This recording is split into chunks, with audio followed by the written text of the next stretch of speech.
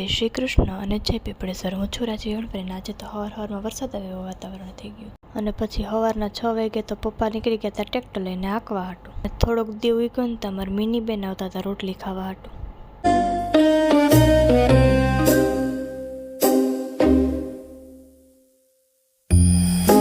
ઘરનું બધું કામ કરીને નવરા થયા ને ઘરની બહાર આવ્યા ને તમારા આરવભાઈ ધોરિયો ફોરતા હતા કેમ કે રપટહમાર કરવાનો. આ છે અમારી માંડવી. ડુલડુલ ભાઈએ લાલ લાલ થવા માંડ્યા એટલે હવે વરસાદ આવશે થોડાક દીમાં. બપોર પછી કેરી ઉતારીને ઊંઘાડતી તેમાંથી સીડ આવી જાય. આપણે તો ગોલા ખાઈ લીધા. પેડું કાકાની વાડીએ ગઈને તો એ ભેંસ દોતા હતા તો એની મીંદડિયાની પાસે આવીને બેસી ગઈ. ભેંસ દોઈને એણે દૂધ પાઈ દીધું.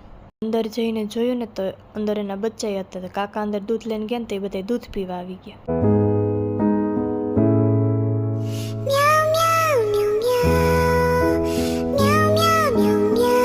પીલું હતું ને તો પછી અમારા પૂજનભાઈને બહાર ખાટલા લેવા હતા રમાડવા હાટું.